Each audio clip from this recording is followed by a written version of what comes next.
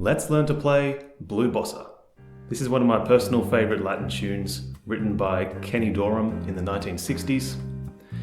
Now, if we were to cover all the possible ways to play Latin-style bass lines, it would take a 10-hour video, maybe longer. So what we're going to do in this lesson is just look at my 5 personal favourite ways to play Latin-style bass lines over Blue Bossa.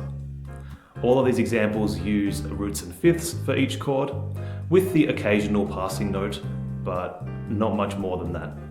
So let's get into the first example.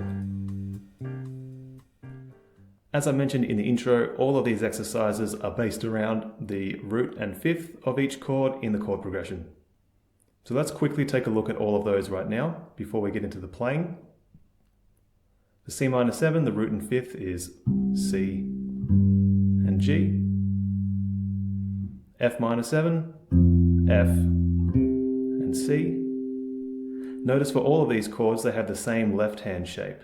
So we're playing the root note on the A string, we're going up to the D string and going over 2 frets, and that's our left hand pattern for these chords. B flat 7, B flat and F. This changes when we get to D minor 7 flat 5 because of the flat 5 interval. So we've got to change the way that the fifth looks, and that looks like this. Sort of forms this line that goes across like that, if you can kind of see what I'm looking at there. And G7, we go back to our regular root and fifth shape. E flat minor 7, same shape. A flat 7, so that's E flat and B flat for E flat minor 7. A flat and E flat for A flat 7. D flat and A flat, D flat major 7. Notice you can also, for all of these chords, put the fifth down the octave. So C minor 7, you put the fifth directly underneath the root note that you just played, and that's super easy. F minor 7, F and C, it's right under the root note. Right under the root note for B flat 7. Once again, it changes when we play D minor 7 flat 5, but it's actually the same shape as when we play root up to fifth, right? It's the same shape. G7, E flat minor, okay? This is all fairly easy, and I think you get the point by now. So the way we're going to play this exercise is we're going to play root and fifth for 2 beats each, so playing them as half notes, and that's all there is to it.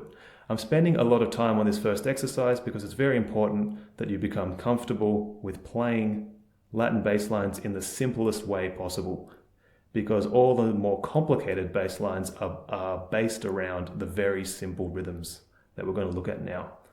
So the exercise pattern sounds like this. 1, 2, 3, 4. 1, 2, 3, 4. 1, 2, 3, 4. 1, 2, 3, 4. 1, 2, 3, 4. 1. So let's play the first exercise together. 1, 2, 1, 2, 3.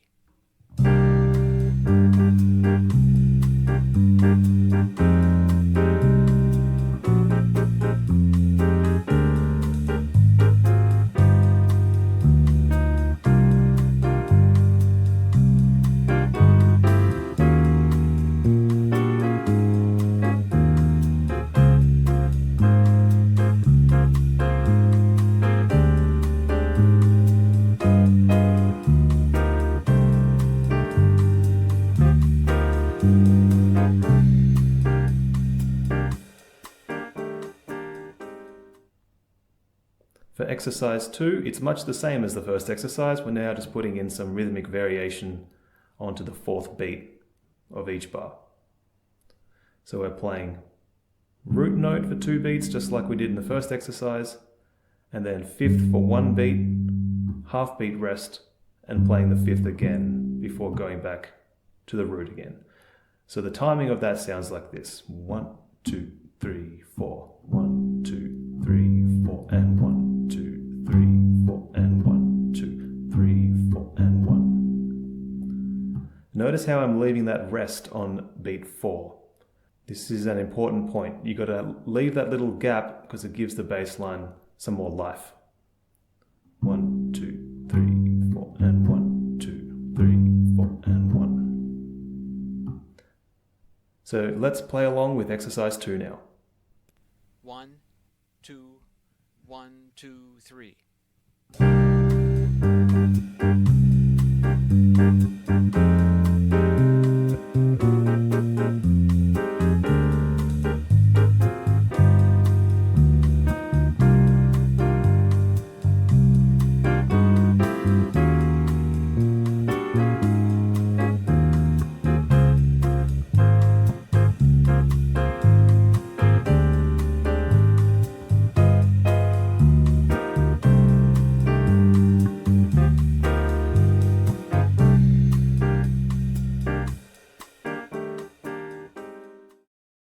For exercise 3, we're doing the same concept, but now we're going to put that little rhythmic variation on beat 2 of each bar.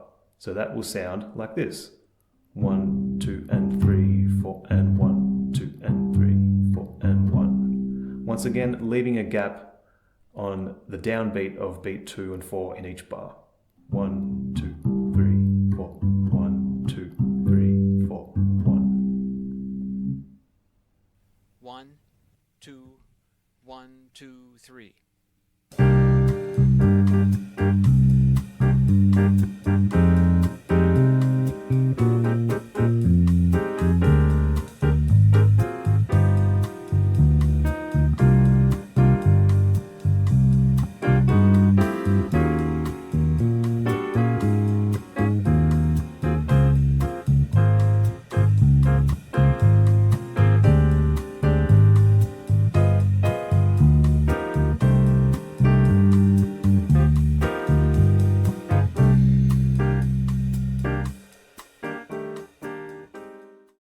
Exercise 4 is in 2 parts.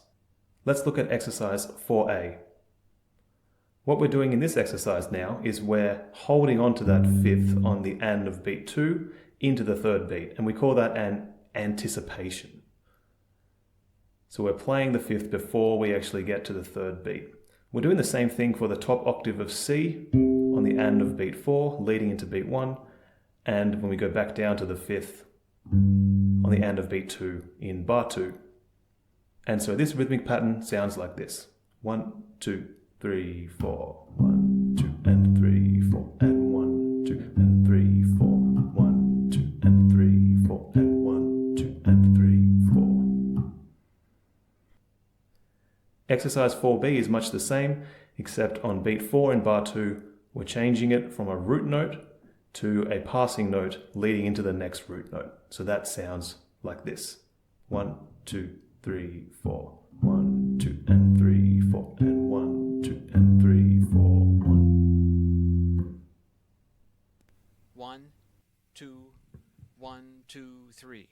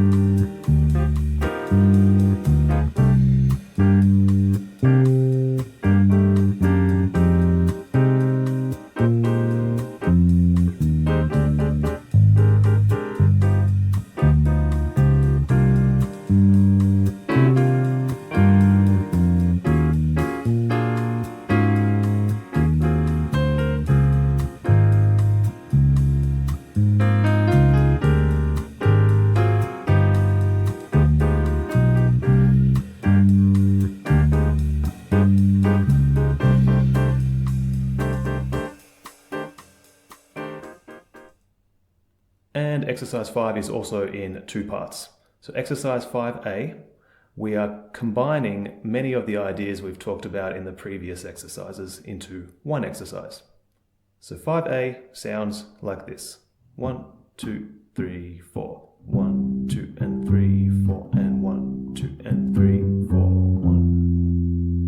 One more time. 1, 2, 3, 4. 1, 2, and 3, 4, and 1, 2, and 3, and 4, 1.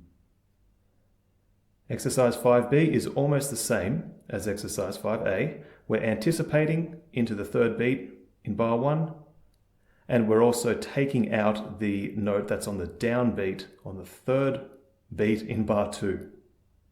And so that sounds like this. 1, 2, 3, 4. 1, 2, and 3, 4, and 1, 2, and 3, and 4, 1. One more time. 1, 2, 3, 4. 1, 2, and 3, 4, and 1, 2, and 3, and 4, 1. 1, 2, 1, 2, 3.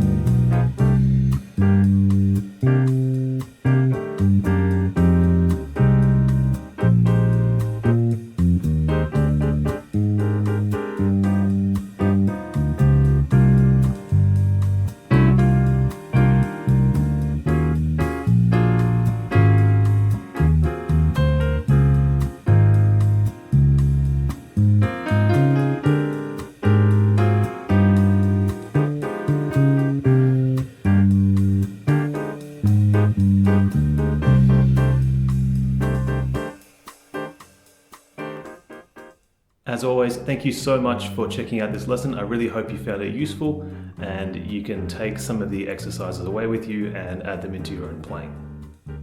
Please feel free to check me out on Patreon, where you can download the PDFs that come with this lesson, as well as information from other lessons that we've had on the channel.